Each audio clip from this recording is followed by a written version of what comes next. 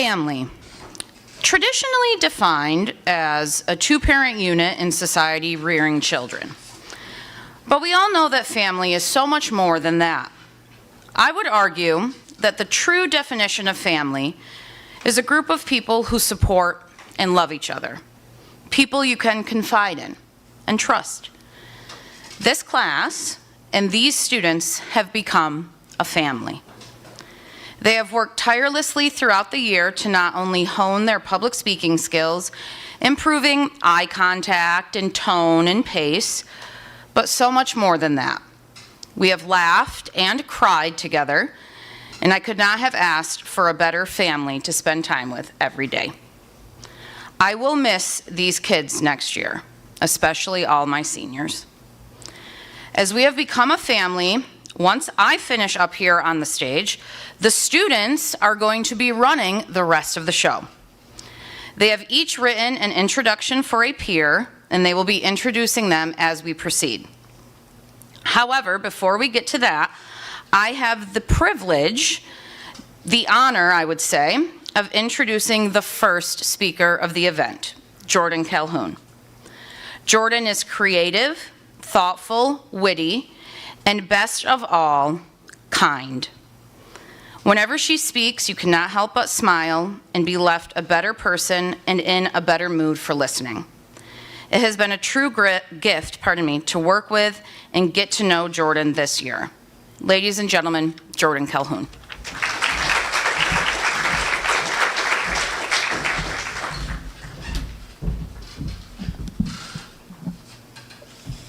Somewhere in my early childhood, my love for art became clear, and it was something I pursued for as long as I can remember. Eventually, my dedication to practice and improvement put me above average in my skills. Through middle school, I basically became the stereotypical art kid. The mention of my name usually followed by, "Oh yeah, she's really good at drawing."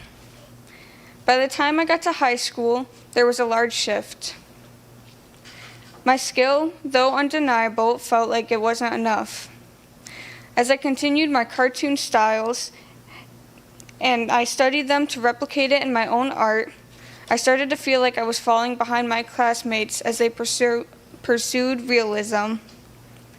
It wasn't that I couldn't draw realistically, but I didn't find the appeal. It didn't help that all my art classes seemed to push for realism in every project, rarely letting any creativity shine through.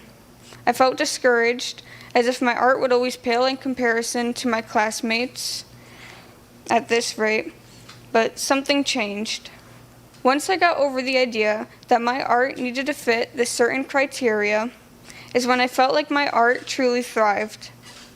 Even if my art didn't replicate real life, I was able to create art just from my mind and pure creativity, something truly original. Realizing this about art made me think about my direction in life. Everyone always tells me to be realistic in my goals, but personally, I think life is too short to base your life on what's realistic. You only live once, so why would I base my lifelong career on just the money and benefits I'll have? So I'm deciding to be unrealistic, to place my goals impossibly high, because life is too short to limit yourself. I always felt guilty for not having career picked out since middle school, for not having a dream college, and for not being satisfied with the idea of most jobs. I don't know what I'll end up doing, but I'm taking the same approach as life that I take with my art. Allowing myself to be unrealistic and allowing myself to dream. No matter where I end up in life, I know public speaking will be a skill I continue to value. Public speaking has been more than a class. It has been an honor to experience, and I will forever cherish it. I've been guided by the most outstanding teacher and listened to by the most understanding class of students. This class has given me a confidence I never had before and a safe space to talk about anything and everything. I honestly feel sorry for anyone that joins public speaking next year, though, for they have already missed out on the best public speaking class Miss Chatterton will ever have. Even if it sounds cheesy to say, I truly feel like I've gotten to know all my classmates individually and personally. And I'll miss my classmates. I can't give my final speech here without taking time to talk about our brilliant teacher, Miss Chatterton. Miss Chatterton has never had a doubt in our ability to give a speech. I'm convinced there couldn't be a better teacher for public speaking, and honestly, she's one of, if not the best teacher this school has. Every time I told her I was nervous about speaking, she would just tell me, "Don't be," and I'll carry that advice with me from now on. Without Miss Chatterton, I would have never been able to go first for a speech. One of my favorite quotes has always been, "Don't cry because it's over, smile because it happened." So I will try not to tear up during this speech, but instead say these last words with a smile. For the last time, thank you for listening.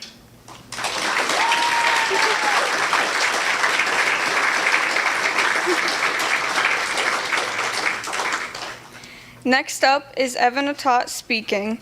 He loves to run for fun, his favorite color is blue, and he enjoys musicals.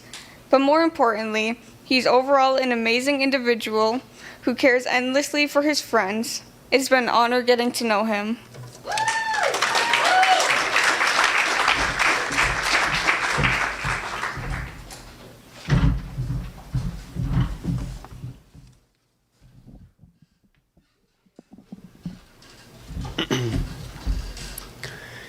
Keep running the race that is set before you with endurance. Hebrews 12:1. This verse of scripture has resonated with me since the summer of 2022 when my life changed for the better. But first, we have to go back further to where it all began. I was 6 years old when I started playing soccer, and it is an understatement to say that I loved it. One time when I was around 7, I even got so excited after scoring a goal that I started crying and pretended that I hurt myself to play it off. The YMCA and all my amazing coaches helped me grow and get better at the game until I could finally play on a team for school in 7th grade. My 7th and 8th grade seasons were so fun, getting to play with all my friends and going undefeated both years, and I cannot wait to go up to JV. Sadly, my JV season was delayed due to the COVID-19 pandemic, so I played in the spring instead. I did not get much playing time, but I just assumed it was because there were quite a few sophomores on the team, so I didn't worry about it. Luckily, the next year was back to normal, and I could not wait to start playing again because I thought I was going to be a starter and score a lot. The season started in the summer before school began, and we had 2 practices a day for a combined 5 hours, and by the end of the week, it felt more like boot camp than soccer practice. Sadly, not only did I not start, I got very little playing time in general, which was sad because it meant I could not play the game that I once loved so much. Practices were not much better either, since even my teammates would bully me and give me push-ups when they could. I did score 2 goals that season, but I had lost that feeling of camaraderie in the sport that I used to have, with Danny feeling like the only friend that I had left on the team with me, and I felt that my coach could care less whether I was there or not.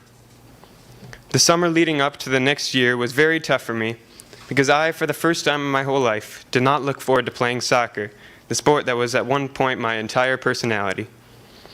That same summer, I ran a 5K with my cousin in New Hampshire for the 4th of July, and I was naturally good at it to the point where I left my cousin at the end to sprint the finish. This may seem quite insignificant in the grand scheme of things, but this day, as well as the constant nagging from my friend Jonah, would end up being very important. Sure enough, the next fall sports season, I ran cross country instead of playing soccer, and it was the best decision I ever made. Immediately, I started to excel in the sport and was 3rd best on the team, but more importantly, I felt the feeling of friendship on a team again, with my friends always having my back, and I now had a coach who always pushed me to be the best I could be. Jonah and George were already on the team, and Danny switched over with me, and I made new friends as well, like Maddox and Sam. I started the season with a 21:37 5K, which is already better than most of the team got all season, and I got it all the way down to a PR of 18:49 my senior year. The only thing better than finding out that my PR was under 19 minutes was my friends finding it out and seeing their reactions and how happy they were for me. So the lesson that I learned from this is that it matters less the activity that you are doing and more the people you are doing it with. From competing in races with my teammates to singing Fergalicious and Country Roads on the bus rides, I will forever be grateful for all the amazing memories I have had in my 2 years of cross country and all the friendships I take with me to this day. Thank you.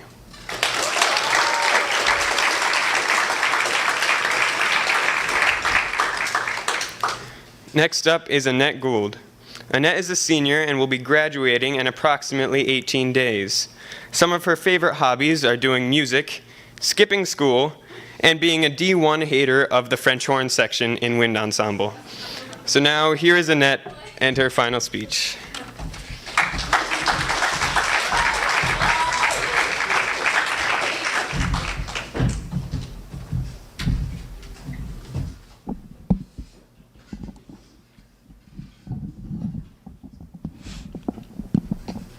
Hate is a strong word is what my mom always told me when I was younger, when the only things I hated were brushing my teeth and having to do the dishes after dinner.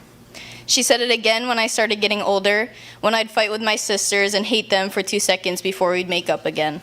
Or when I would get into arguments with my friends or parents and say, "I hate you," with no truth behind it. I hated getting dirty playing outside. I hated having to walk places with my short little legs. I hated finishing my bowl of cereal once it got soggy. I hated when my DS would die in the middle of a road trip. I hated wearing tight clothes my mom put me in. I hated having to do nightly reading and my 1 page of math homework. And when you're a kid, I think you hate a lot of things.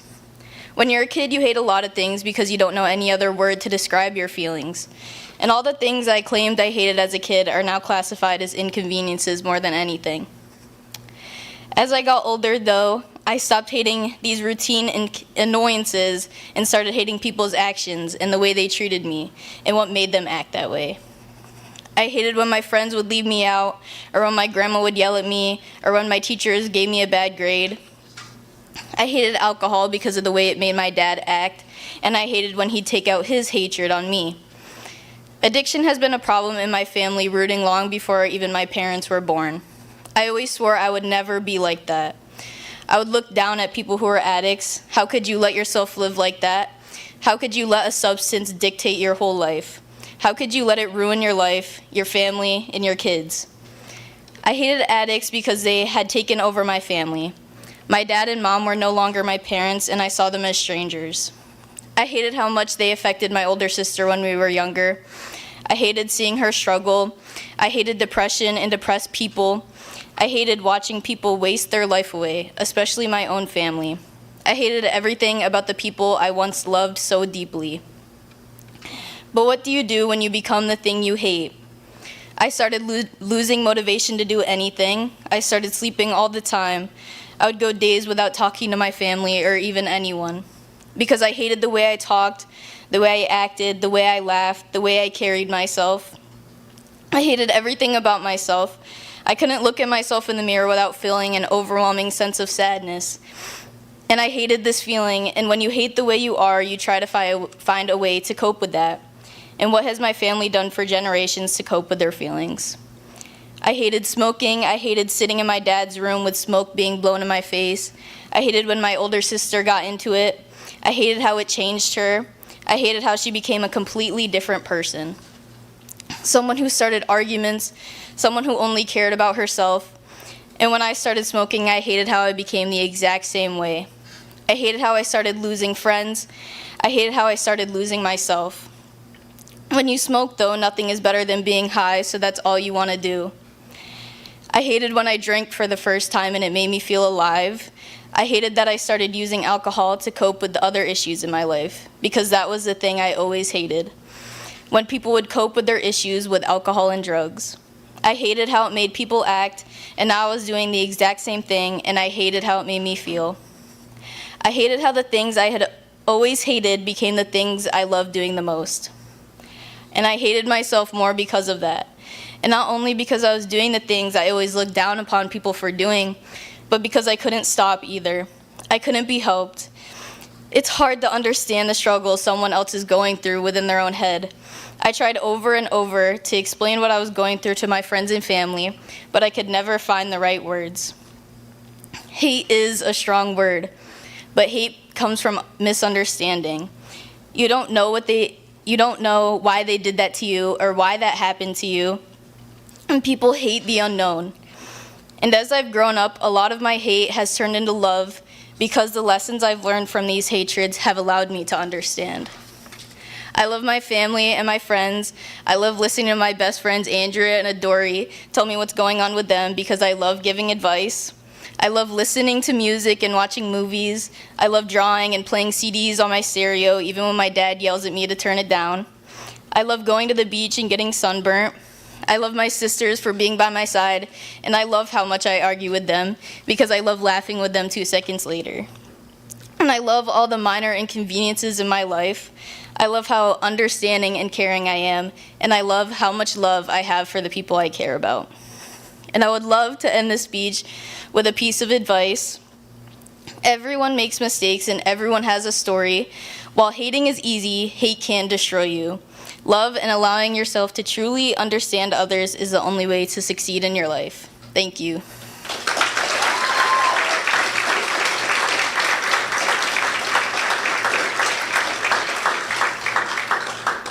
Next up to speak is Lily Johnson. Lily is a woman of many talents, ranging from swimming to being an amazing singer and musician. Lily's kindness and determination have made her an amazing friend as well as a top-tier student. Please welcome Lily Johnson.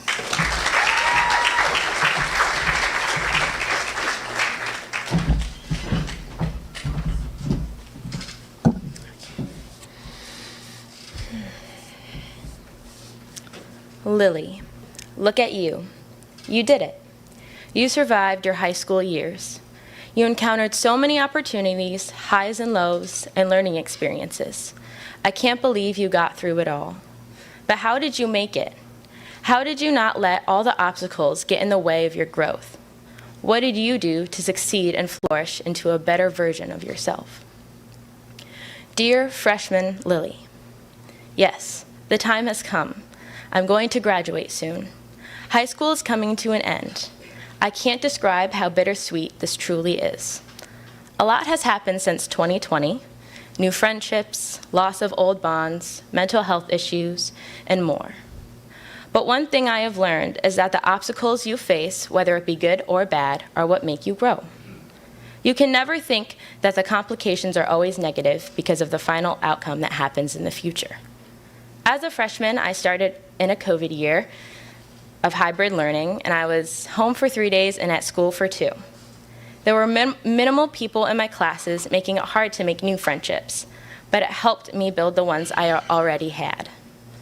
In that year, I learned the lovely task of procrastination, something that I haven't broken to this day. But instead of thinking about the stress it gives me, I now am able to work well under pressure and still make the best product and something I am proud of. Back then, we didn't always see eye to eye with Mom and Dad, but now that bond is so strong, and I cherish it beyond comparison. Sometimes we still argue, but it's easier now. They realize that I'm older and that my decisions are going to help me grow. That's something I didn't realize when I was younger. I only thought they were trying to take control over my life, when really they were helping me grow into a better young woman, and I am so thankful for them. This year was a great year for us musically. We developed a love for it that we had left behind in 8th grade. Not only did we find a reinvention of fondness, but we gained opportunities later on in our high school journey. Dear sophomore Lily, we transitioned back to everyday in-person school with a continuation of masks. We decided to do a new sport this year. That would be lacrosse. We were asked to play our freshman year, but things didn't end up working, so we started this year. I was super nervous to start. I cried almost every time we had practice out of nerves that no one was going to like me and I wasn't going to be good enough. But lo and behold, that didn't happen. We made a bunch of new friends and learned the sport better and better each day. I'm thankful for the opportunities that my coach gave me, and I learned that you should always give things a try, even if you are scared of them. One more big thing happened this year. and that would be NYSSMA. We finally did a NYSSMA solo after 3 years. We rehearsed and practiced when we could and went into the solo with a positive attitude. We soon found out that we received a perfect score, which led us to opportunities like All-State and All-Eastern music festivals. Dear Junior Lily, this year was the toughest year of them all. It's no joke when people say that junior year is the worst. But you still managed to stick through it and see it to the end. This year, you struggled in school. You almost failed a good portion of your classes and lied about your work and grades to your parents. We got into lots of arguments with them and lots of tears throughout, but that was out of love. They saw you struggling, but you continued to keep everything to yourself, as you had already dug yourself into a hole. We lost a desire and love for a sport this year. We fought for months and stuck it out, but we were down so often that it stuck with us. We eventually told Mom and Dad, but it wasn't easy to get out of, although thankfully we ended up doing so. However, we did have a multitude of good things happen. We had our best swim season yet, with some personal bests and high ranks in the Frontier League and section. We also attended both All-State and All-Eastern music festivals, expanding our love and view for music. There was a lot more that happened during this year that I can't speak of, and I am proud to say that we beat that struggle and grew stronger from each hindrance we faced. Dear Senior Lily, you made it. You are going to graduate this year. We got through so much over the years and overcame so much this year. This was an important year for you because you finally realized that people are temporary, but family is forever. During the school year, you had many encounters with people that you thought you'd have in your life forever. But we now know that isn't a reality, and that the only people who you truly have is family. You are lucky that you have the family that you do, and I wish that we didn't take this long to realize it. Senior year showed us the real people in life and the people placed in our life for a lesson. You found who you are and who you want to be, and that there are so many people out there who are ready to come into your life and give you all you ever wanted and deserved. But we thank the people that provided us with the learning experience and helped us shape who we are today. They helped us understand how strong we are and that we can handle whatever is thrown our way.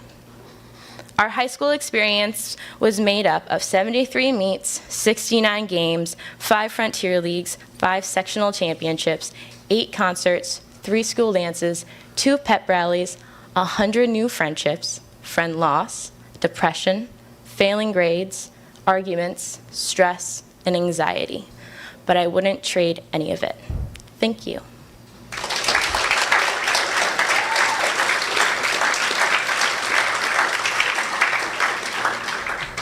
Next, we have Brendan Mercer.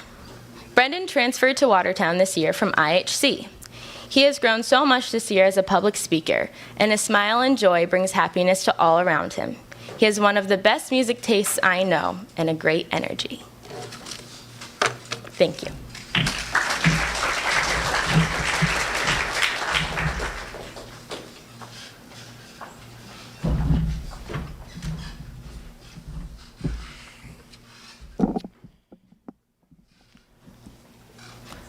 So as you all just heard, growing up I attended IHC from grades pre-K to 11th grade. IHC is a small Catholic school in town. Growing up in such a smaller school than the school that I'm graduating at is a very different feeling for me. The class that I would have been graduating with at IHC would have been a class of 15 to 20 people, in contrast to my graduating class this year of 250 plus. Growing up, I had always thought of Watertown as this scary place. To me, it was almost like a myth. I had been to soccer games, basketball games, and some of the other games at Watertown, but that was the extent of what I knew about the school. I knew some people because they used to go to IHC with me, or I worked with them while coaching at the YMCA, or I've met them through other people, but I really only knew a handful of people at the school. The thought of Watertown always interested me, but also scared me. It was almost like skydiving, something I really wanted to do, but the thought of it scared me half to death. I know that sounds dumb to some of you. You're probably thinking, it's just a school. It's not that deep. But when you have grown up around the same 15 to 20 kids your whole life at a very small school and don't always do the best in bigger crowds, the thought of going to Watertown scared me. However, this summer when I found out that IHC wasn't going to have a varsity soccer team for my senior year, I begged my mom up and down to let me go to Watertown so that way I could have a real senior year getting to play the sport that I love. As you all can see, I made it, and the begging finally paid off. Now that this year is almost at an end, I can say that it is one of the best decisions that I have ever made. Going into school, my first day, I was scared but also very excited. This started the new chapter of my life. Here's this guy that some people had definitely heard of but nobody really knew, and here he was at Watertown his senior year. Walking to my first period class on the first day, I was so scared. Were people going to like me? Was I going to fit in? Was I going to have a good senior year? So many questions were rushing through my brain. In the hall, on my way to first period, my head was down, my AirPods were in. A guy turned around and said, "You're Brendan Mercer, right?" And we chatted on our way to first period because we had the same class together, and I immediately felt better. And this year, I am very proud to say that me and that guy have become pretty close friends. That guy is none other than Danny Maurer. If Danny hadn't gone out of his way to talk to me that day, I probably would have been way more nervous than I already was. The main thing that I have learned from this school is that the friends that you make mean the world to you and make your year so much better. I finally had my senior year for soccer. I finally had my last homecoming. I had my last first day, and pretty soon I will be having my last day. And I will move on to a new chapter of my life. The people at this school, this class, and everyone in it in general have made this one of the best years of my life. From the people I sit with at lunch when I ever decide to go once a week, the people who check up on me when I am quiet in school sometimes, the people I joke around with in class to make the time go by quicker, they have all played more of a role in my life than they all could know. I made friends with people who I would have never imagined I would have become friends with. And I just want to say thank you to Mrs. Chatterton, the people of this class, and the people of this school who have helped me feel welcome and at home in such a busy and scary year for everyone. And with everyone going their separate ways this summer, with whatever they have planned in their life, I hope we stay friends, and I hope we don't lose touch. And even if we do, I wish you all nothing but the best in life. I hope you all achieve everything that you want in life, and even if you aren't graduating this year and have to come back next year, first of all, sucks to be you, but I hope you have a great rest of your high school experience. When I was walking into the high school at IHC, my 9th grade year, a teacher told me, "Cherish every moment because you'll be graduating before you know it." And my naive self brushed it off because I figured I'd be in high school forever. But I should have listened to them more because now look at me, graduating in a couple of days, going off to college, starting a whole new chapter in my life. And high school really is over. As much as I complain about how much I hate being in school and just want to go home every single day, I really am going to miss it. I'm going to miss seeing my friends every day, going to Friday night light games, and doing all the dumb stuff that a senior in high school does. I love you all in this school very much, and I will forever be grateful for the year that I have had. But I will never forget my people from IHC who really shaped me into the person that I am today, and have led me to the point that I am in this very moment. Thank you.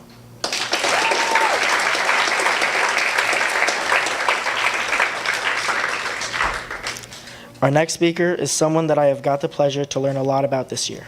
He is very passionate about music and would often show us some new music he has already cooked up or was in the process of making. He is also very passionate about his heritage and where he comes from. He also has some damn good hair. Now introducing Dan Cook.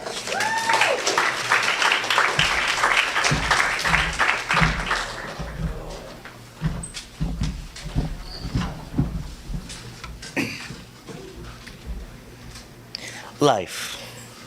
Life is something beautiful yet homely, amazing yet scary.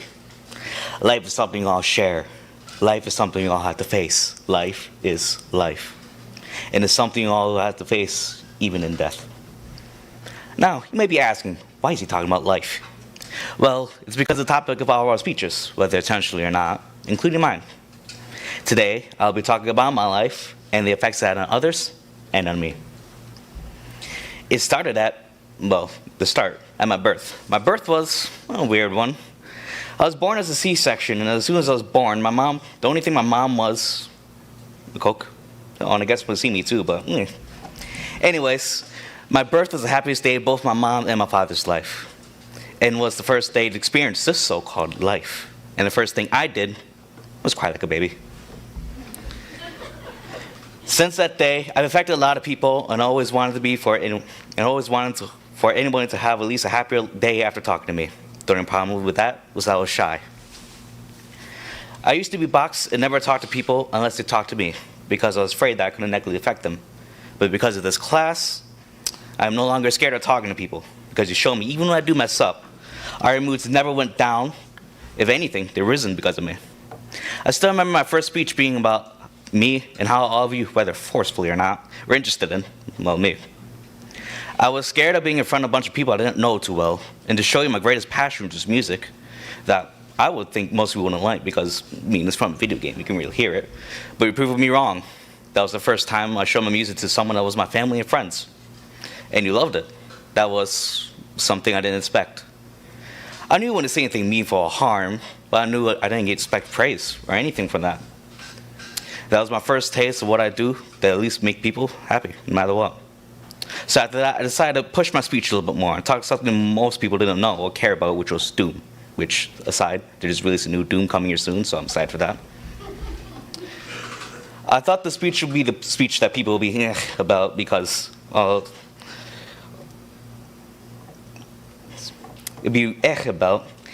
it's about literally killing demons and gory.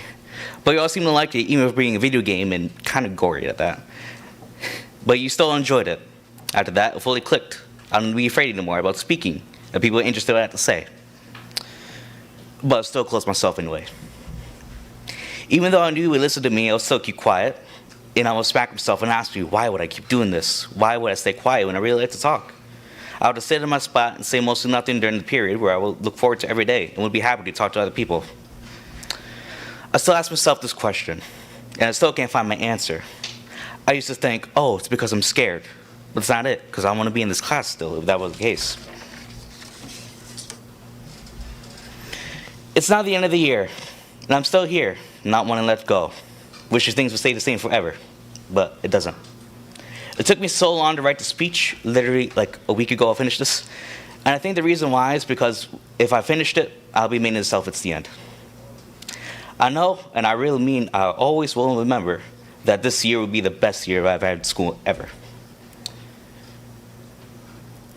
It's a bittersweet feeling having to finish school after 13 years, but having the people you know for so long go away in different places and maybe never seen again. But don't be too sad for me though. I promise I'll push through. I will be successful in life. I will become the greatest musician in the world. I will become the biggest sarcastic, let's say, person in the world. And I won't be afraid anymore. The only thing I ask when we return is one day to talk to you all again. Thank you.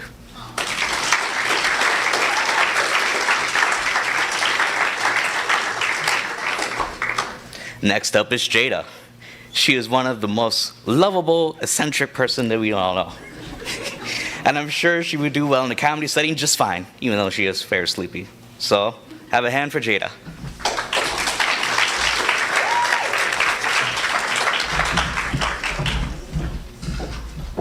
Now, if he would have said feisty, that would have sufficed, but... Hello. I did prepare a speech, but then when I read it, I was like, no, that wasn't what I was going for. So I chose to speak from the heart. I hate high school. I really do. It's not for me. I hate waking up at like 6-something in the morning just to get ready and then leave at 2 o'clock when all that time I could just be taking a nap, reading a book, or possibly cursing out someone on the phone, but we're not gonna get into that. But I'm glad that I have this experience in high school. I mean, I get to meet new people, I get to goof around, you know, be myself to a certain extent. I mean, I wouldn't say all the way, but, you know, at least some people appreciate me. I really am grateful for my classmates, always cheering me on, always there when I needed help, you know, when I act a certain way in class, taking a nap in the back of the class, oh my. It's just great, you know? Chad, stop laughing.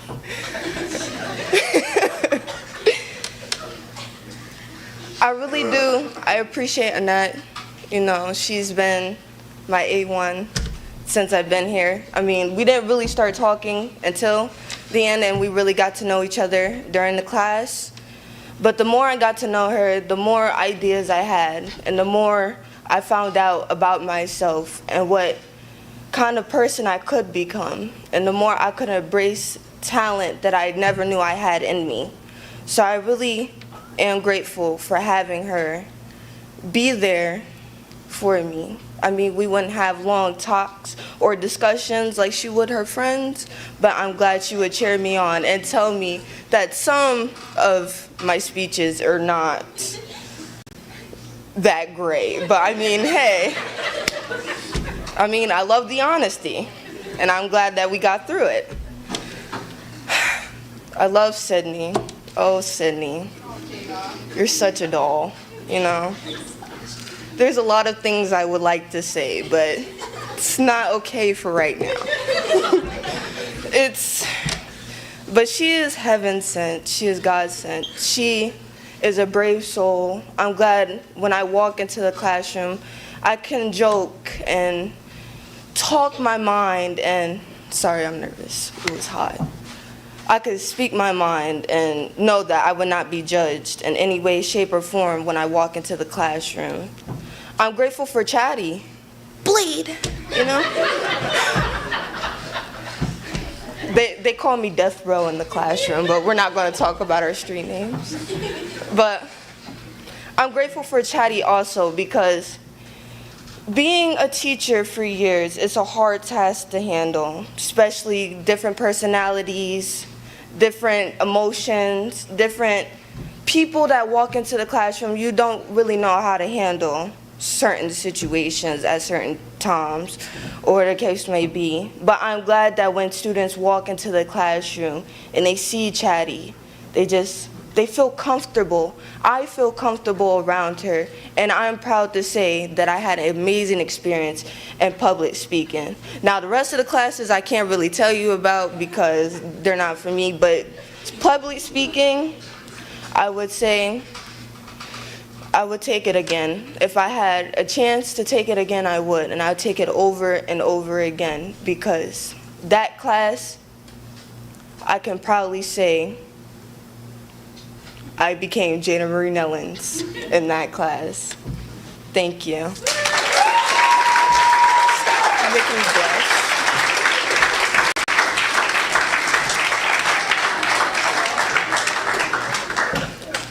Alrighty, ladies and gentlemen, boys and girls.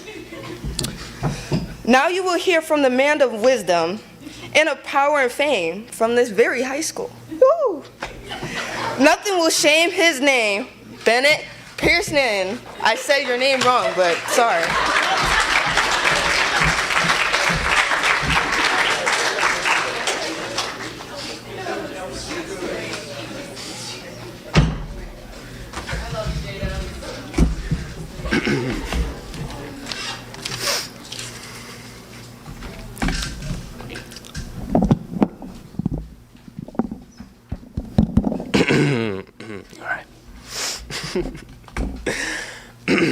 Good afternoon, ladies and gentlemen. One of my best high school experiences so far has been Mrs. Chatterton's public speaking class. It has helped me with my confidence and composure when speaking in front of large groups of people and when speaking to complete strangers. Additionally, I got to know many people better, most of whom I would normally not talk to. The vulnerability and openness, as well as reinforcing nature of giving our speeches, are the best part and why everyone should take Mrs. Chatterton's public speaking class. For the first speech, we were assigned an autobiographical speech. Going into it, I was very nervous and shaky, and when I gave this speech, my face was tomato red and my voice was trembling. I remember I was shaking the whole rest of the day. As the year progressed, I started to be much more confident and comfortable. This improvement was developed through, in my opinion, the two most important things we did to practice. The most beneficial of the two was the post-speech critiques we received from the class.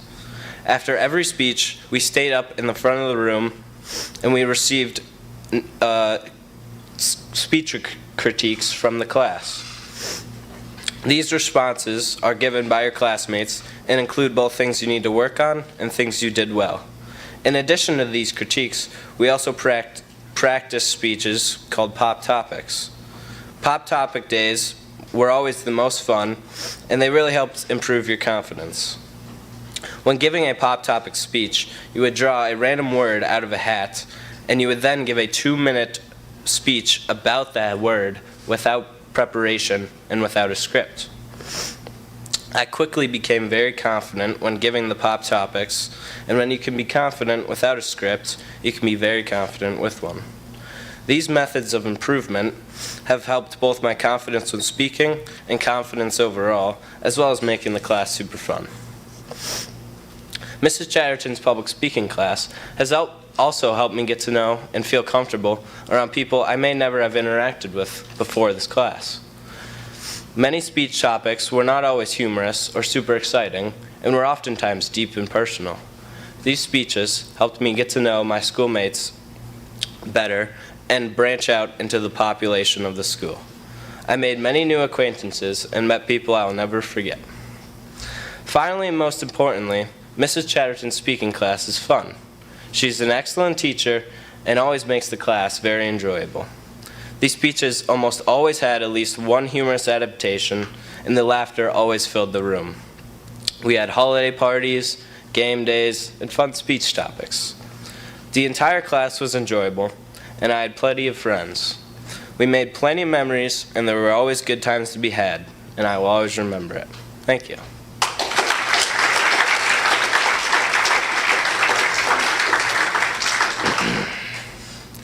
Next up, we have Ada Lugo. Ada is one of the most reserved in our class, yet when she speaks, you can really feel her presence. She'll be drawing in her notebook with her headphones on, and I will say she's a phenomenal artist, and then get up and present one of the best speeches of the day. Her strong vocabulary and excellent projection lets her stand out in the room when she talks. I've enjoyed having a class with Ada and wish the best for her in the future. Here's Ada Lugo.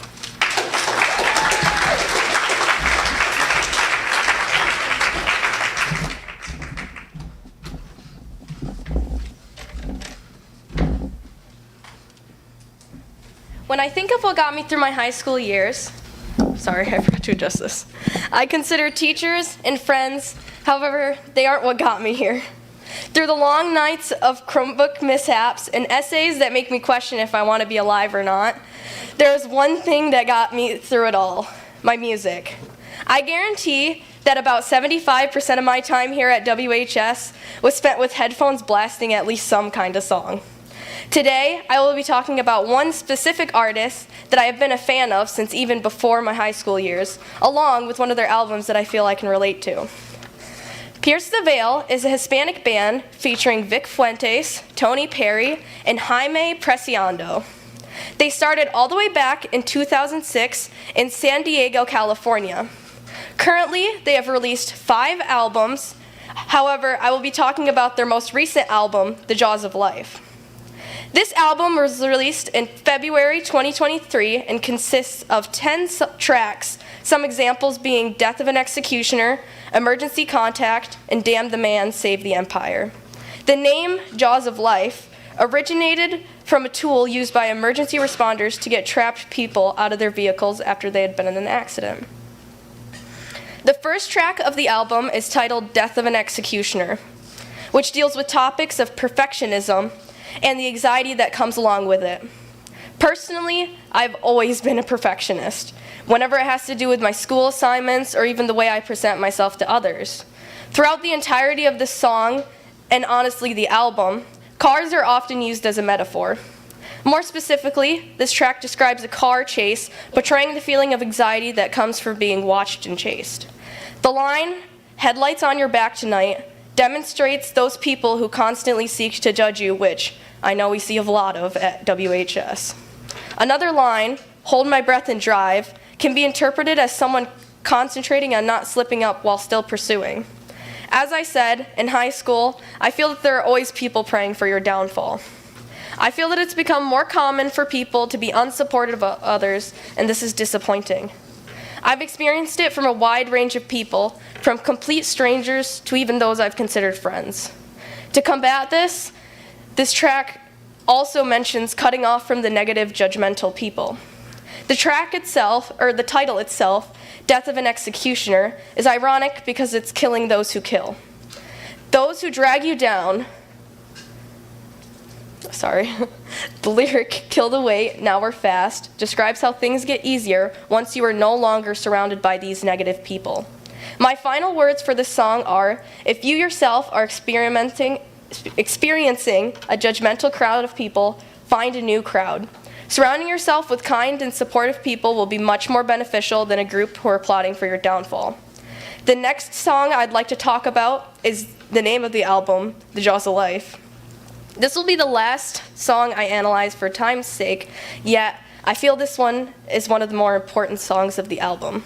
The Jaws of Life is the 6th track of the album and is filled with metaphors relating to feeling stuck as well as change. Throughout the song, the jaws of life are used as a metaphor for being trapped where you are in life while it moves on without you. Myself, and probably everybody else, especially the juniors in our class, can probably relate to the feeling of everyone moving on to college or more successful jobs while you're stuck feeling separated. The song also deals with combating self-change, which everyone can relate to. The lyric, "A part of me is alien, a part of me is ghost," is when you recognize your change, however, you do not recognize yourself because of it. From freshman year to our junior year, I bet we have all experienced an immense change or possibly changes. The action of accepting these changes is a battle that goes often unrecognized. Pierce the Veil's music is full of many meanings that even I would have skipped past if I hadn't done this deep dive. Their music is amazing nonetheless, and I highly recommend you give them a listen. And for anyone who is experiencing self-change and has perfection issues, be yourself, love yourself, and take care of yourselves. Thank you for listening.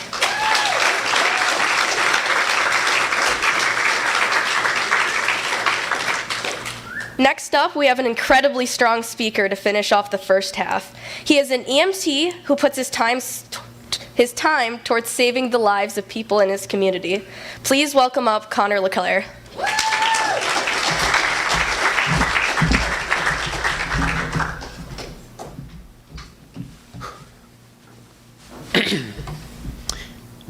And now, the end is near, and so I face the final curtain.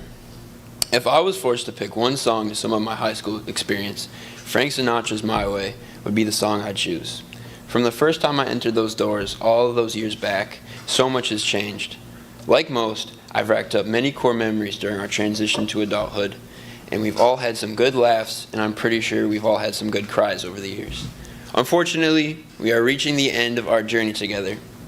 Our time is almost up.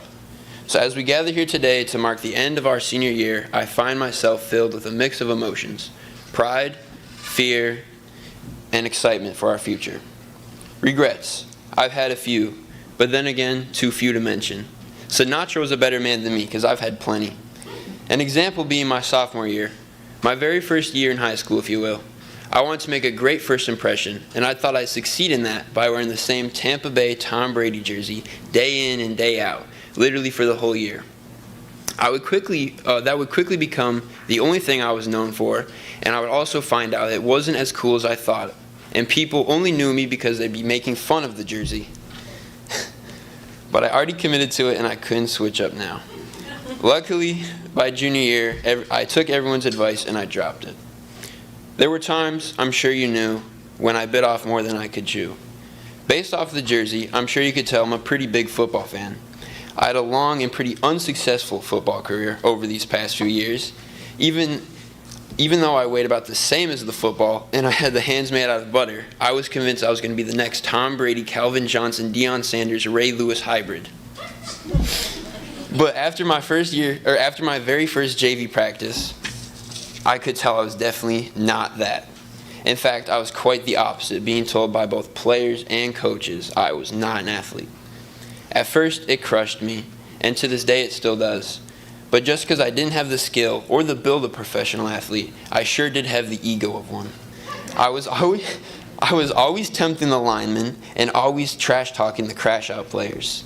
Yes, it would lead to me getting ragdolled usually, but I don't regret a single moment in football, and it would set me on the path to meet some of my best friends that I hope to grow old with. I've loved, I've laughed and cried. I've had my fill, my share of losing. Now when I say I love, I could sit here and talk about my cliche high school boy crushes and love stories, but I'll save those for another day. Instead, going back to my friends that I hope to grow old with, I've met plenty of friends along the way, and only few have stuck with me. Cam Collins, I would like to thank you for showing me that there's more to someone than meets the eye. You're one of the most talented athletes I've ever seen, and I'm so honored to be able to play beside you. And the fact that you're so gifted with intelligence as well makes me want to be a better person when I'm around you. You've taught me that there's more to a person than what meets the eye, not only for you, but myself as well, when you convinced me to join track. I went from coaches saying that I'm not an athlete to winning multiple first places during the season, getting first in the 4x4, third in the 400 hurdle, in an undefeated season. I'm so glad I was able to do it alongside you. Jonathan Porco, you've always kept it real with me, being my biggest hater at sometimes, but always looking out for my best interest. You've helped me grow in numerous amounts of ways with your tough love, like how you tell me how much of an idiot I was because a girl would be flirting with me and I'd be beyond oblivious to it, to the point where it would hurt to think about. But then you would help me recover and tell me what to say. You're like a big brother to me, and I'm so glad that I've met you. And finally, Sixto, I'll keep yours short because I don't have forever, and no story can do you justice. You're my everything. Not a day goes by that I'm not grateful you're in my life. No matter how bad we're fighting or how much I currently hate you, we can toss all that aside to be there for each other. You're my best friend, and no amounts of words can begin to explain how much I love you. I've lived through a pretty eventful high school, and it's wrapping up. I know it's had its ups and downs, but in the end, I did it my way. Although I'm sure we all share different experiences, I hope there are some stories here that you can relate to. My point being, life is changing, and you never know what's next. So grab those people who are worth making memories with and never let them go. But sadly, all good things must come to an end, so I'm heading off to pursue my career as a paramedic far from here. So this may be my final goodbye. So in case I don't see you, good morning, good evening, and good night. Thank you.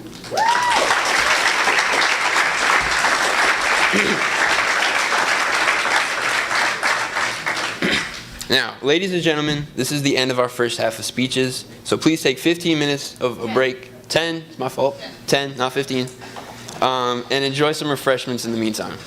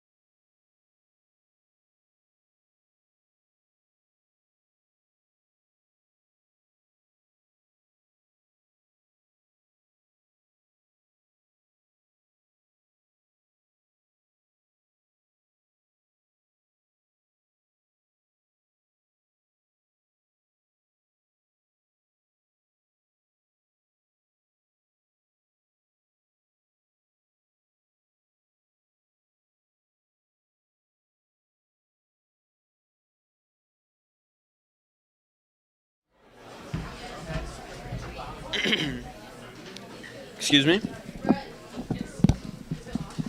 Is it on? All right, it is. Now, to start off the second half, the multi-athlete demon, both brains and bronze, the Kimberly DeLeonardo.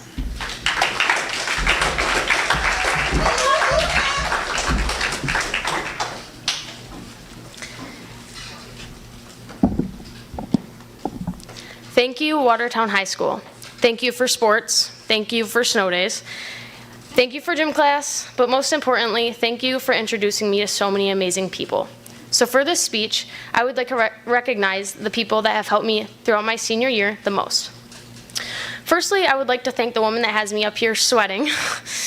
Miss Chatterton has been my teacher for 2 years now, and we automatically clicked.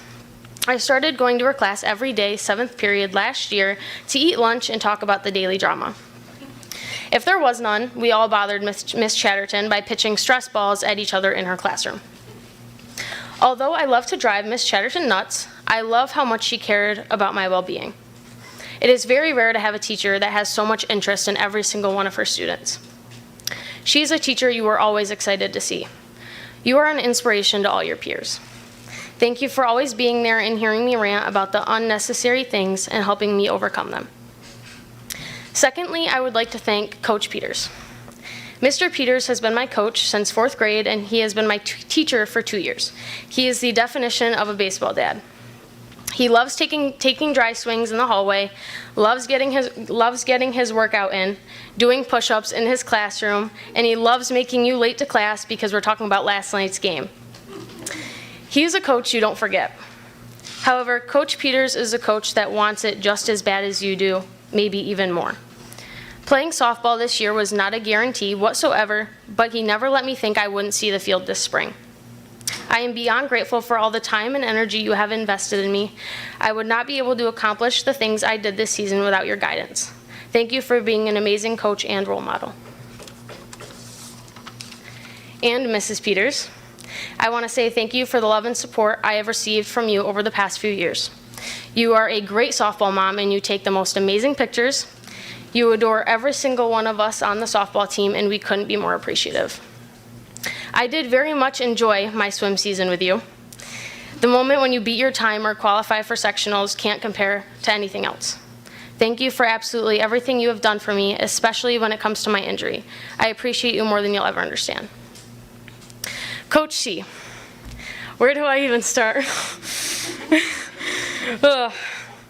This was Coach C's first year. He was the brand new PE teacher. He was also a new assistant coach for the girls' varsity basketball team. None of us were confident he would be able to handle 15 to 17-year-old girls, though. He did. I enjoyed my time sitting on the bench with you, writing fake stats for myself like 100 claps and 50 cheers per game. Thank you for always checking up on me and never letting me give up on myself. Thank you for being a role model in my athletic journey, and your impact has truly been memorable. My next thank you is to the athletic trainer, Dorothy. This was Watertown's first year with an athletic trainer, and I am so grateful for that. Me and Dorothy got super close once I broke my leg, which makes sense. She became my best friend within days. We argue a lot, like when she thinks she's trying to help, and I'm pretty sure she just wants to see me in pain. But we also laugh a lot, and we always have stuff to talk about. I love the fact that I get to conquer the little achievements with her by my side. This has been a horrendously long journey, but at least I have the best person to help me get through it. I would be nowhere near this progress if it wasn't for her pushing me out of my comfort zone. I want to express my deepest gratitude for all that you have done for me. So many times your joy and your encouragement has lifted me out of the stress and burden of my injury. Thank you for taking the time to explain things and help me grow as an athlete. I'm going to miss you so much. And last but certainly not least, we have Lucy Smoot. It all started this summer when I decided to play travel basketball for Smoot, and it made me a lot better as an athlete, but nothing compares to the way that you changed me this basketball season. You always pushed me to reach my goals. Even though we had our fair share of moments arguing with one another, you are still the best coach I've ever had. I remember coming into your office my first day back to school since surgery. We went from sobbing to laughing all in the matter of 15 minutes. I still watch the video to this day of you sitting there with me while I was having the most traumatic experience of my life. I am so beyond proud of the work you have done for this district and the girls' basketball team. And although you won't coach me anymore, I will not forget having you as my mentor. You have had the biggest impact on me in nothing but positive ways, and for that, thank you. Throughout the 144 weeks you walk these halls, you meet so many new people. You create bonds, you lose bonds. Throughout my 4 years, I have made the best bonds with some very special people, and I would not be able to accomplish the things I do without everyone's support. Thank you.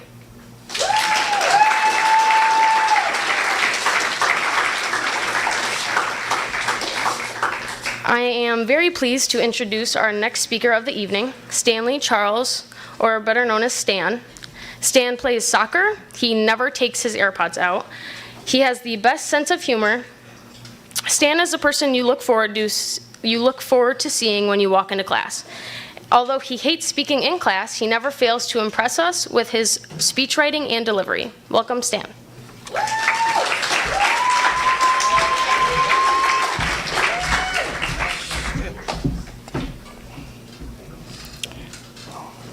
Since my childhood, I've always aimed for what comes next, no matter what's happened or what has happened. This mentality comes from the education that my family and my mother gave me. In life, there are always ups and downs, whether it be at school. There are always good times and bad, that is. I always tell myself that whatever I do can go right or wrong, but I also can't escape the reality. Every day was like a privilege for me, but somewhere along the line, I changed and stopped behind me. And it's hard to plan for what comes next in your life because you cannot. The past is a closed door, the present is an open one, and the future is an approaching one. I'm a senior and I'm about to finish high school. It was hard during this time, but I still look forward to the future. People say if you want to be happy, do not dwell in the past, do not worry about your future, focus on living fully in the present. But I'm always worried about my future. I'm worried about what's gonna happen when I go to college, worry about what I want to do in my life, or worry about the project I got in my head. Because sometimes the future depends on what you do today. But one part at a time, one day at a time, we can accomplish any goal we set ourselves. Thank you.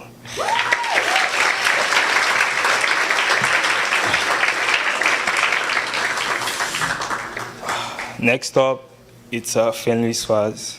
Finley is a brilliant person. She's genius, and I heard her because of big speaking class, and I don't regret having known her.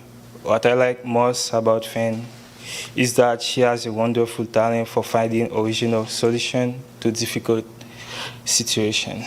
Welcome to Finley. Wow.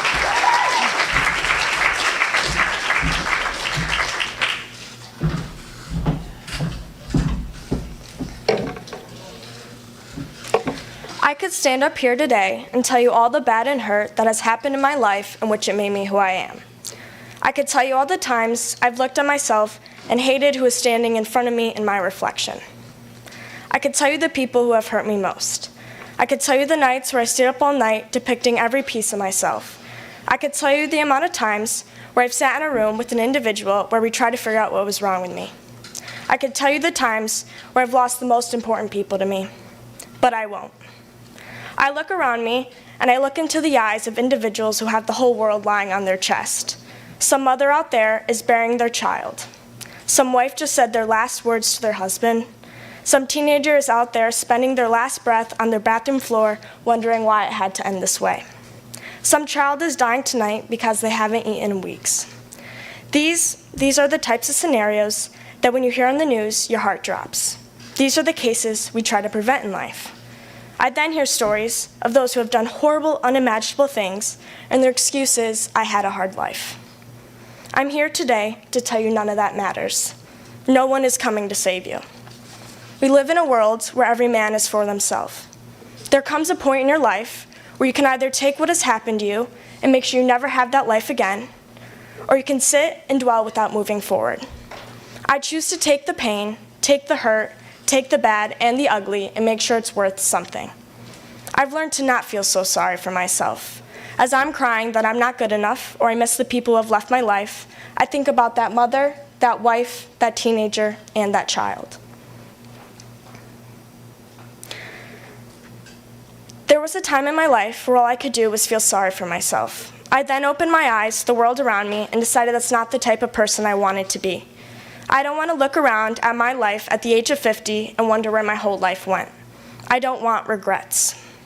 If you're lucky, on average, you get 80 years on this earth. 80 years to see the world, experience love, experience heartache, and experience life. The first 18 years of life, 180 days a year, are spent in a classroom. The hours of school start at 7:30 and go to 2:30. We leave when it's dark and arrive home with 1 hour of daylight. During the time in school, we stress about college, jobs, sports, home life, etc. We never take a minute to think of all the things we haven't experienced. We haven't met the people who we will consider our family. We haven't had our wedding days. We haven't had our children. And we haven't built the life that is ours to create. When you reflect on your life, what will be the stories you tell your kids? Or the best day of my life was?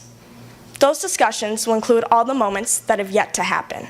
So the choice is yours. You can think about all the sadness, hence staying in the hurt place, or you can choose to make something of the pain. If nothing can come out of the hardest points of your life, then all there is left is hurt. There are people I would like to thank who have brought me out of the hurt and have shown me that life is worth living. Mom, you have shown me independence and great strength. You told me one day, if you can't control your own mind, good luck in this world. Dad, you show me every day that second chances matter. You are the one who has shown me that you can either think about your past or you can move forward and make yourself a stronger person. Cole, you make me want to be a better person every single day. You show me what true hard work and determination truly means. You've taught me the lesson that you have to want to be a better person for yourself and no one else or it won't last. My sisters, the ones who I share the same blood that pumps through our veins. The morning our lives changed, we only had each other to grab and hold. The nights where one of us broke, the other two were there to pick us back up. You two have saved my life over and over again. Maddie, your kindness and empathy makes you truly admirable. You are the kindest soul with the most beautiful heart. Grace, you are strong-willed and extremely overprotective. Though I never really take your advice well, I know everything you do for me comes from a place of love. My best friend, Mia Kelly. I've rewritten her part of my speech hundreds of times because I can't quite find a way to form all my love and appreciation for her into words. You can always decipher where Mia and I are because we are typically the ones laughing alone and whispering to each other the entire day. Mia's the one I go to when I just need someone to listen to me. As soon as something big or small happens, she's the first to know. I've never had such a genuine and pure friendship like the one I share with Mia. The one friendship my whole life with no jealousy, no rumors, no fights. Just pure love and respect for one another. I cannot thank you enough for showing me what true friendship is all of these years. The little things in life, such as angel numbers, Chick-fil-A lemonade, and our stupid vlogs, I will always cherish. And finally, Mrs. Chatterton. This year has been the hardest year of my life. There was a point in my life when the only safe spot I had was the small little room on the 3rd floor. Inside that room stood one of the most extraordinary individuals I've had the privilege to meet. You've been a shoulder to cry on, a person to talk to, and the one to make the days at school a little bit better. When I look back on my high school years, I'll forever remember the person who helped me grow and learn. As I wrap up my speech, I'd like to leave you with this. Our lives are just beginning. For the seniors in this room, you've survived the most pivotal periods of your youth. And for the class of 2025, we have one more year until our lives begin. This life goes by in a blink of an eye. Don't live in the past, live for your future. Thank you.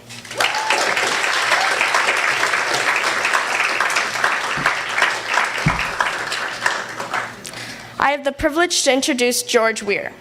George is one of the most intelligent, witty, and humorous individuals I have yet to meet. George speaks with great articulation and intent while staying lighthearted and relatable. George plans to attend William Smith College in the fall. Our public speaking family will miss him dearly and watch as he accomplishes great things.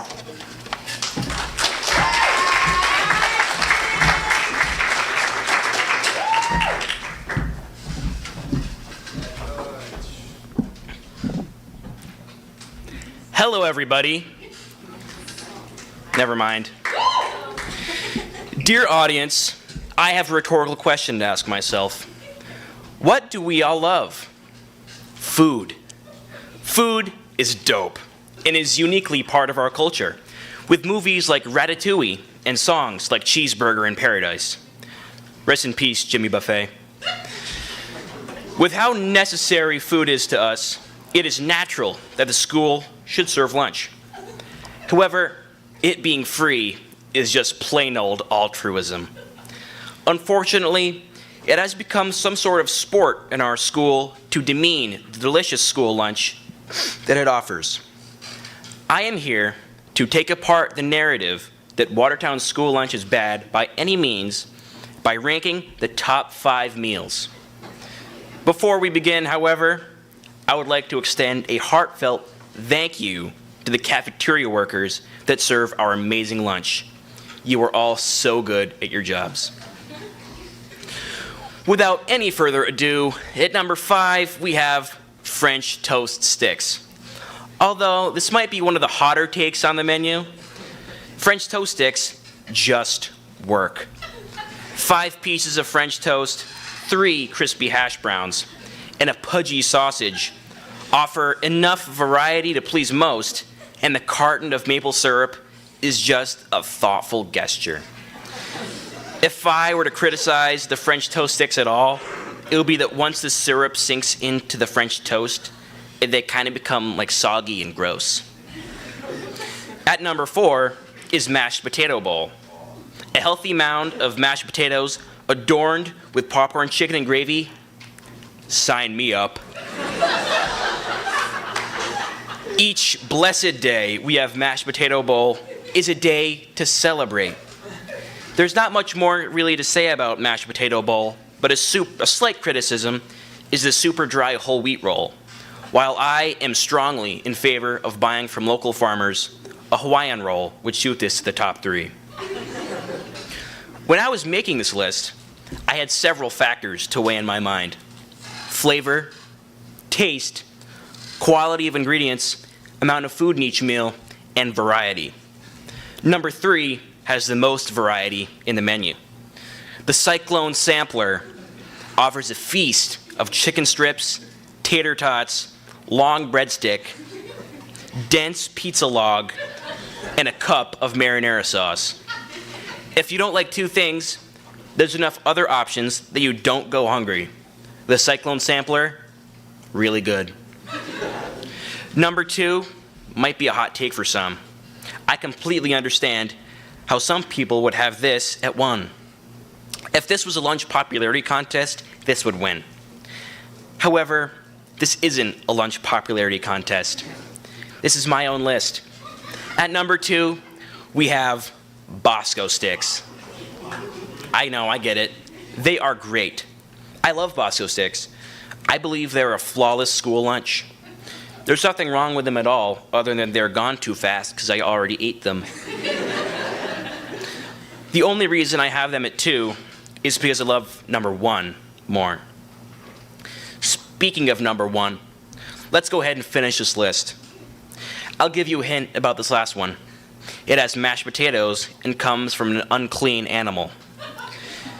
If you guessed breaded pork steak, you would be correct. If I could eat one thing for the rest of my life, I'm super serious, I would pick breaded pork steak.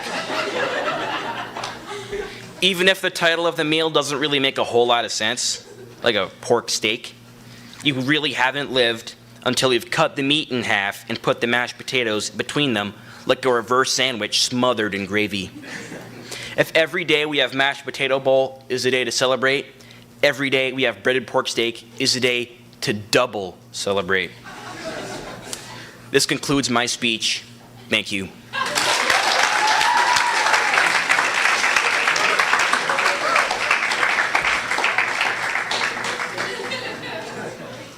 And now, without any further ado, I would like to introduce a great friend of mine. He has a beautiful smile and even better hair. He has the sickest wiffle ball field ever in his backyard, and is our friend group leader. Ladies and gentlemen, please put your hands together for Daniel Bartholomew Sebastian Maurer.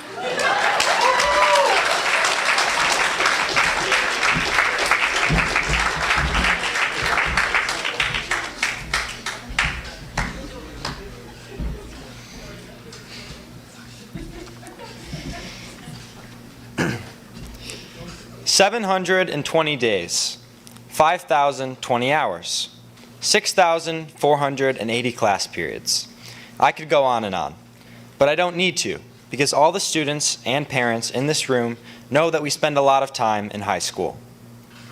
The span from 7:30 to 2:25 is only 7 hours, yet it still feels like an eternity. But what's interesting is that the span from freshman year to right now happened in the blink of an eye. However, in this short chapter in my life, I've managed to learn a lot. A lot about being a student, being an athlete, being a friend, a son, and most recently, I've started to learn how to become an adult. And even though I'm still learning about that part, I actually feel like throughout high school, I've learned enough to maybe give some advice of my own. So that's what I'm going to do. These are the 5 most important things that I learned from high school. But before I get to high school, I'd first like to talk about middle school, one of the hardest things that a person has to go through. Charlie, my little brother and my built-in best friend. You're going through it right now, and I was in your shoes once. I had a hard time making friends. I had a hard time waking up every morning. But guess what? It's all normal, and it all gets better. Don't worry, you'll find those friends, and they'll become your favorite people in the world. You'll get to high school, and you'll want to wake up every morning, until you become a senior, and then it gets really hard again. This year, it was pretty difficult for both of us to get to school on time. But on the days that you couldn't get up, I woke you up. And on the days that I couldn't get up, Molly woke me up because you were still sleeping. And on the days that Molly couldn't get up, we would not make it to school. Charlie, I've seen how hard this year has been for you. And I'm sorry that I haven't always been there for you as much as I should have. But if it makes you feel any better, next year, when I go to college, just give me a call. I'll be here to talk to you about whatever you want, whenever you want. Anyways, the moral of the story is that middle school is hard, but you'll get through it, and at the other end is high school. Number 2, family. Keep them close. I'll admit, I wasn't always the best at this. This year, more than ever, I fought with my parents about everything. I've realized lately that it's probably because of how independent I am and how ready I am to become an adult. But the truth is that I'm probably not ready to be on my own, and I don't know if I ever will be. That's because I'm very reliant on other people for my happiness, and I will always need help in everything I do, whether I like to admit it or not. Mom and Dad, thank you for always being there for me. I appreciate you showing up to every concert, game, and event I participate in. And I appreciate you for talking to me late at night, early in the morning, or whenever else I may need. In my highest of highs and my lowest of lows, you have never failed to lend a helping hand to me, and for that I will be forever grateful. Number 3 is kind of like number 2. Friends. The way it's similar is because if you find the right ones, they become family. At the beginning of my freshman year, I was lost. It was impossible to know what was ahead of me, and I didn't know if I was going to be the same Danny Maurer I was in Case Middle School, or if I was going to reinvent myself and find completely new friends. Well, I didn't have very long to think about it, because within the first day, in walks Jack Mara, strolling into my life like he was riding a longboard down Ives Hill. He instantly made me feel comfortable. And I don't know if I've ever told him this, but Jack is like the older brother that I've never had. And it doesn't feel like he's older just because he had a full-grown beard on his face when we met in 9th grade. It's because he's always been the one to guide me in the right direction. I wouldn't be who I am today without him. Jack showed me that it's okay to be yourself, no matter what. He was there for me when I needed him on the hard days, and he's never failed to chime in with an inappropriate joke at the worst time possible. He makes me feel better. But the most important thing he taught me was to always treat everyone with respect and kindness. Because you don't know what they're going through. And just like I can be myself, so can they. For those of you who don't know, Jack and I are going to attend SUNY Geneseo next year. I can't wait to sit up late at night talking about all the memories we've made, and I can't wait to make so many more. I would also like to thank all of my friends, Brady, Evan, Jonah, Preston, Isaac, the list goes on and on. You guys have made this senior year great, and you've made my high school career great. Next, I'd like to talk about the teachers at WHS. I'll be honest, they're not all great. In fact, I've had my fair share of headaches and bad grades over the past 4 years. But that's okay, because for every teacher that you don't like, there's one that you love. Find those teachers. Treat them with respect and kindness, and always let them know that you appreciate them. For me, it was Mr. Shanley. He's not technically a teacher, but he has taught me a lot. Without him, I wouldn't have made it through high school. So my second piece of advice is to find your Mr. Shanley.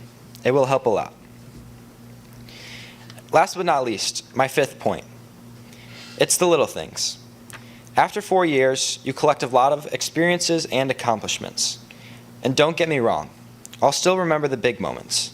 Winning the talent show, playing in the big game, it's all amazing. But I'll also remember the little things. Late night runs to Stewart's for ice cream or McDonald's for food. Peaceful drives to the cottage with my grandpa. Sharing music for hours with my sister. Arguing with my sister later about who introduced whatever song we both were listening to the other. It's the little things. Thank you, Watertown High School, for teaching me these lessons and giving me a place to grow so much as a person. I'll leave you with one more bonus piece of advice. Like I said before, the days are long and the years are short. Savor it, because it's gone before you know it, and you'll never get to go back and do it again. Thank you.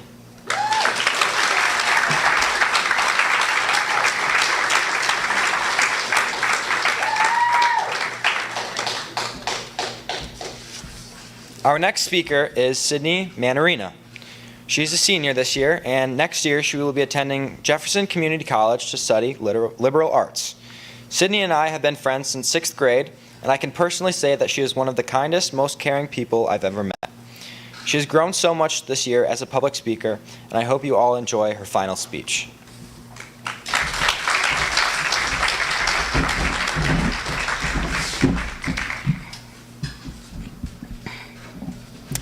When our final speech assignment came out, I had no idea what to write about, nor did I want to write about anything.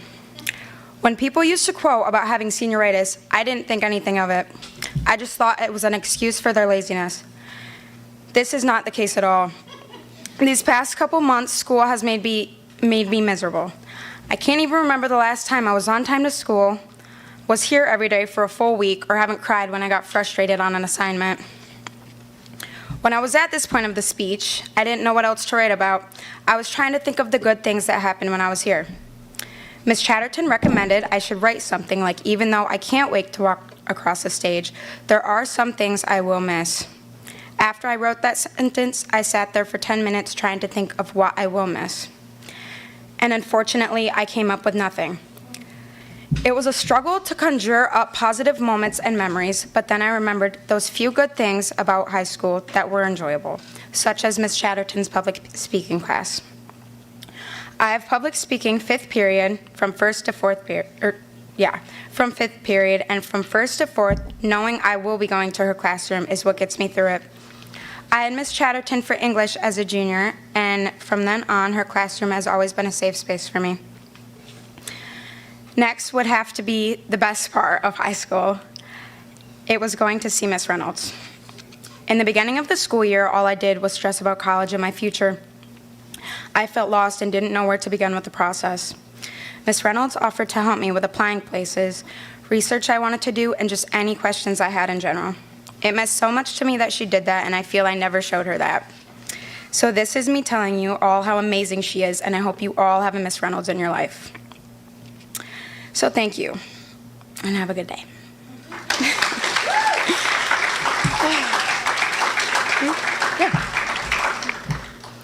So Jack Mara can't be here with us tonight, and he is who I had to give an award to. And I have known Jack since the 6th grade, and when I say he's probably one of the best, most talented people I've ever met, I really mean it.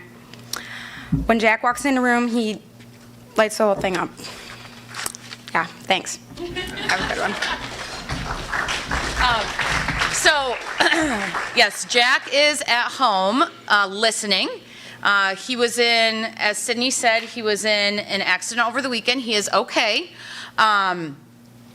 But I think we should all just turn around and look at the camera and just say that we love you, Jack. So, we love you, Jack, and we miss you. We love you.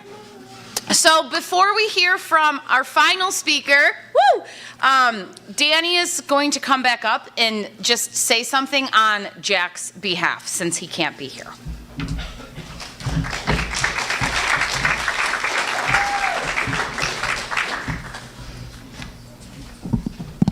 Hi everyone, I'm back. So obviously I'm not Jack Mara, I'm Danny Maurer. But the reason that I'm here tonight is because, unfortunately, Jack had a bad skateboarding accident over the weekend, and he now has a severe concussion, and he's still going to be recovering for that for quite a long time. However, even though Jack can't be here tonight, I'm going to tell you a little bit about his speech that he had written.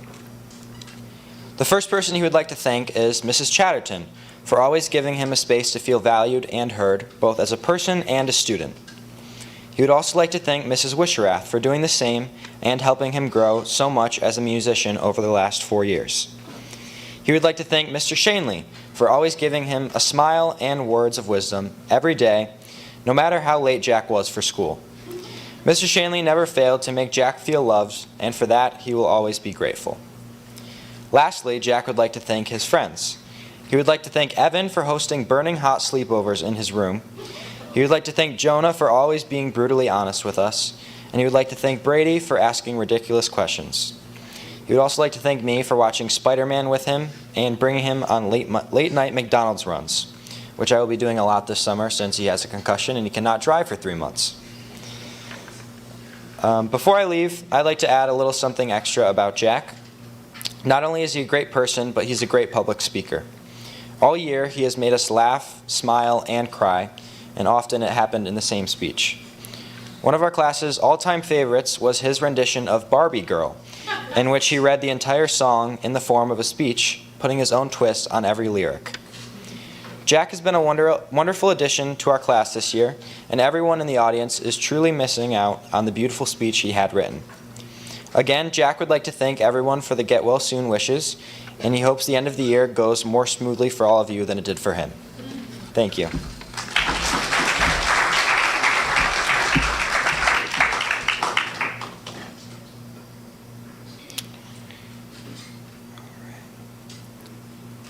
And then last but certainly not least, we have the one and only Josh Ursula. Josh is one of the funniest and most compassionate human beings I've ever met. He is in the boxing club and he plays football. This past season, he even totaled 3 electric minutes on the field. I did not have the pleasure of knowing Josh before or outside of this class, but even with just 40 short minutes a day, I've been able to watch him grow so much as a public speaker. He has never failed to make us laugh, and I think he may secretly be Miss Chatterton's favorite student. So without further ado, please welcome Josh Ursula.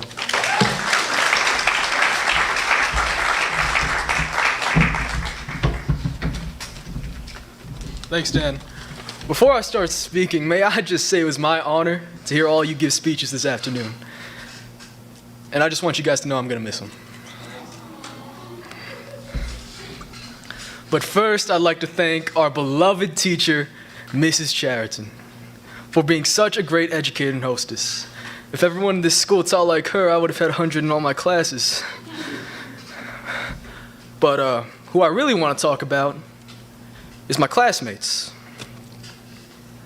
I just want to thank you all because you guys made public speaking class the best period of the day. All of you have your own unique way of speaking, and it really is something to be able to listen to them. Whether it was the improv speeches or me hearing you guys playing games and laughing to yourselves while I was trying to write a speech, this class was genuinely the highlight of my day. But that, excuse me, hearing y'all enjoying yourselves really did put a smile on my face. And I appreciate that. But that is not to mention the amount of skill you guys have. Because never, ever in my life have I seen such a diverse and incredible amount of talent concentrated in just one classroom. Artists, musicians, actors, athletes, scholars. Even if you gave me a list of these characteristics and had me categorize you all into them, each of you would fit into at least one, and if not that, more. And with these talents, you all aspire to do great things, as you should. Some of you want to be doctors, others lawyers, a couple psychologists, one an EMT.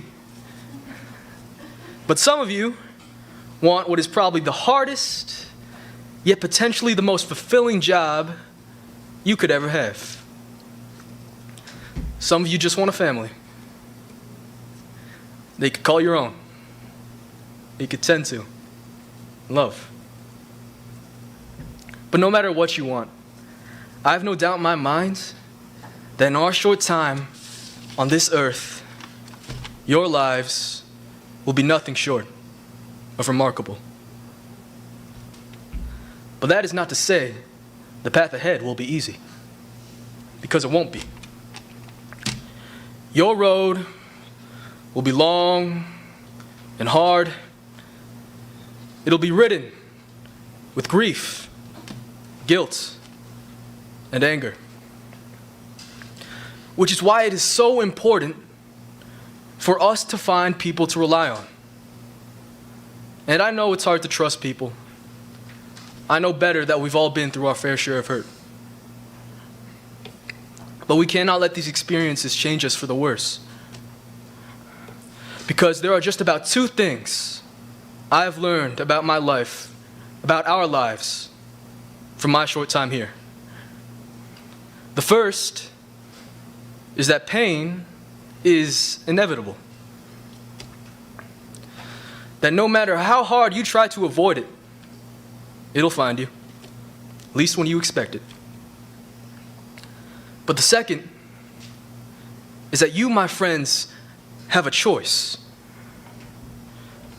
You can choose to let this pain crush you, or you can let it shape you into a better and more resilient person than you ever could have been before it. And to have somebody who was with you all that time, being there for you, and being able to support you when you can't yourself is probably one of the most comforting things you could ever have. Now, I'm not saying to be completely dependent on that person. That is hardly what I'm saying. What I'm saying is that sometimes you need to let your ego and your pride go and let people help you. Because you will not be able to get a true and fulfilling life alone, no matter how hard you may try. Because for the most part, we are social animals. We were not designed to be lone wanderers or for solitary conditions. We were designed to rely on each other, to be with each other, to find comfort in each other, and to love one another. So no, ladies and gentlemen, you will not find yourselves by looking at the mirror, but by looking at each other. Thank you.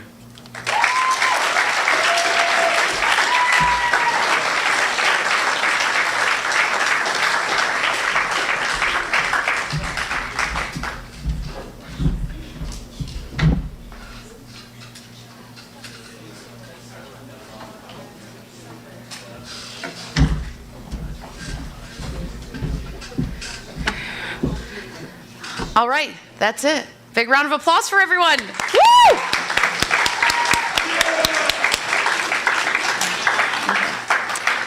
Okay, so now I have awards for all the students. And these awards were like set up, given, thought of by classmates based on our whole year together. So based on like personality, behavior, all the things, so it may not necessarily reflect what they spoke about tonight. So when you get called up to get your award, you have to stay up here on stage so we can have a nice big class picture at the end, okay? So first up is Jordan, voted most likely to steal Taylor Swift concert tickets. Woo!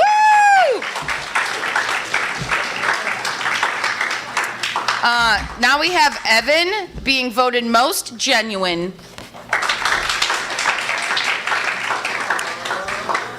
Annette voted best laugh.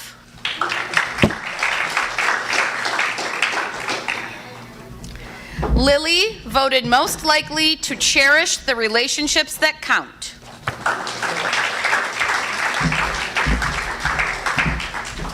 Brendan Mercer voted most likely to bring positive energy to class.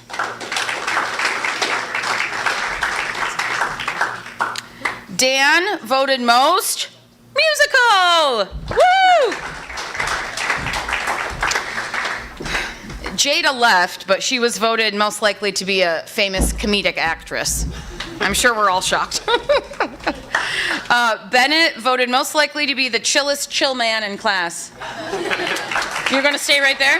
Okay. You're going to have to bring your chair over. Just bring it over.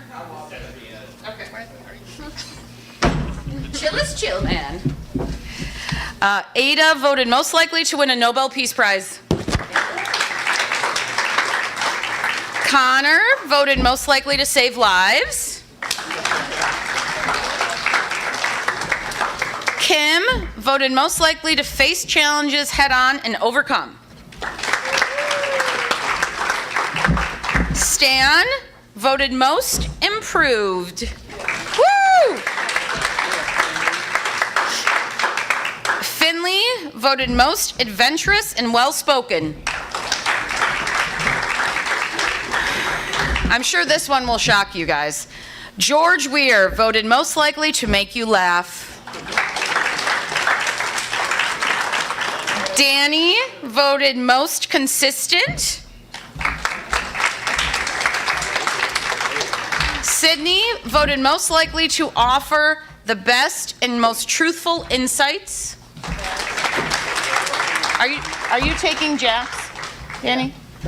Jack Mara was voted most likely to brighten everyone's day. And Josh voted most likely to deliver the most memorable speech.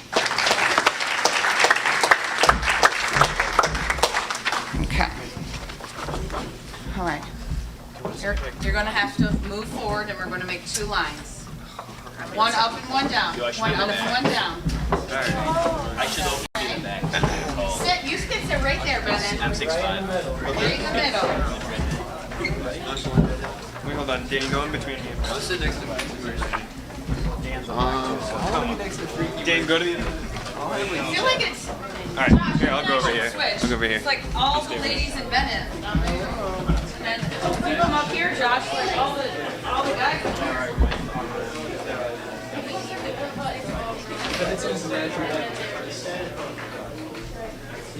Come over here. My symmetry issues are...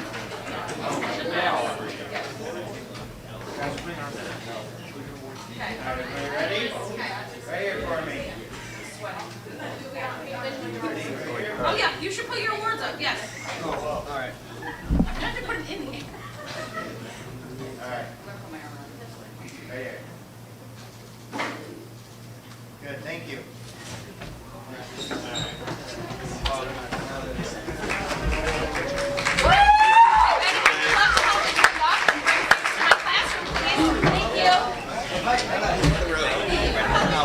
Guest musical.